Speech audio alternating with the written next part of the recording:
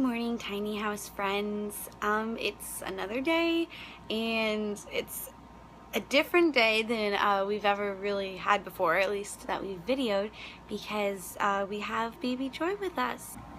This past weekend has been crazy for sure.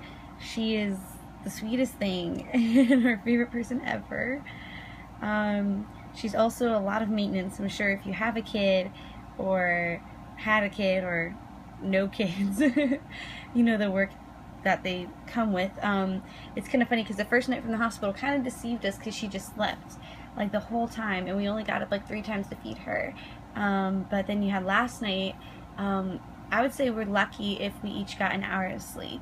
It was pretty crazy.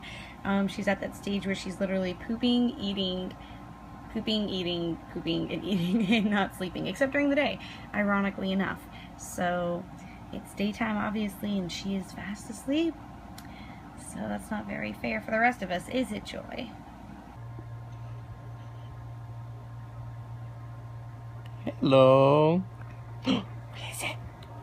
You thought I was sleeping. I wasn't.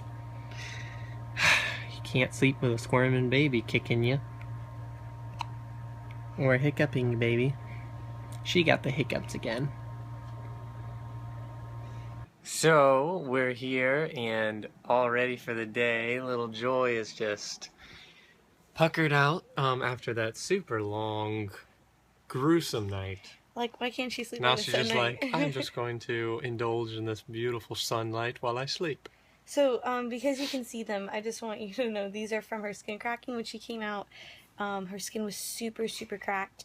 We've been putting coconut oil on it, but unfortunately, like, it left some marks on it. But that's what that's from, just so you know. So she was a little cracky, but they were like, hey, put some coconut oil on it, and that'll be a natural way to help.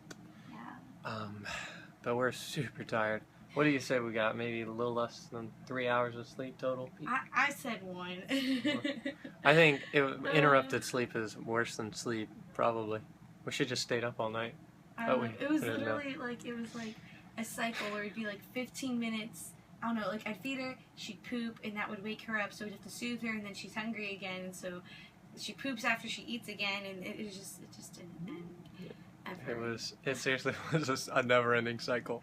It was almost humorous because it's that point of the night where it's like you're up so long that you haven't slept yet. Yeah, you just feel like, I don't know, you feel high or something, and you're just laughing about everything. She starts like pooping for like, it was like the 5th time. Yeah, and she was grunting. Like, he just starts laughing his head off.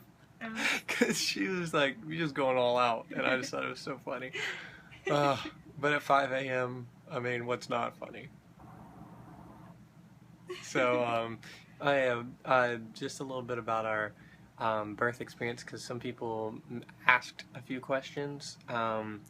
So what happened was at nighttime, like 2 a.m., Veronica was getting like intense contractions. 1:30 to be specific. 1:30. We ended up going in at 6 o'clock to the birth center, or we got there at 6 o'clock, and Veronica was already 8 centimeters. So she had done most of it at home. I think we already mentioned this in the last video, but as far as birthing, we got into the birth tub, which I'm sure you saw in the last video, and it took 2 hours. That's it. And the baby was here. So they were all like, Veronica, you're so amazing. And like, she is. So like, apparently it doesn't happen. Apparently it doesn't happen that quick usually. Well, for first-time moms. For first-time moms. So. But Veronica, it was so good. You really were. It was different. I mean, labor is not something I don't know. Like, it was the coolest experience of my life, but it was also the hardest thing I've ever done. Yeah. Like, ever. Yeah.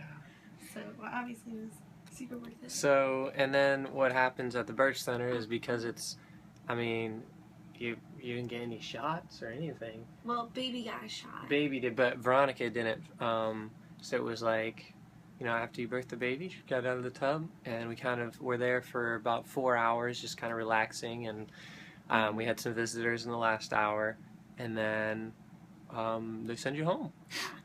And it's not, and I know some people are like, think that's crazy, but it's different. Well, because like there was no epidural, there was no drugs involved. It was a completely natural birth. So I mean, there wasn't, at least, you know, there wasn't a need for us to stay. It was actually, you know, by the time the 4 hours is up, it was like, for me at least, it's like I just wanted to go home, you know, and be with my family anyway. So they do send like a nurse out. So the next day we had a nurse, and she did some more tests and ran some vitals, and they call us every day. We have a ped visit, pediatric, whatever. And she had to draw blood, the lady yesterday. Oh my gosh, our child was that cried. yesterday? That was 2 days ago. Every day is mushing together. She had to draw blood from her heel. Oh my gosh, it was so sad. She cried and cried. Because apparently DHEC requires it. Right, it's for like some mandatory tests, obviously. She was she was wailing, and I'm like, you are hurting my baby.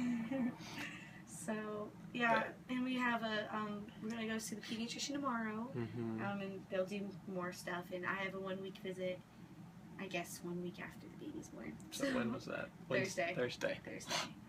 Gotta get these days right. So right now we're enjoying some coffee. I am. Veronica's enjoying baby. And water. And water. Oops. Lots of water. And we're about to watch a live stream of our church because we couldn't obviously make it.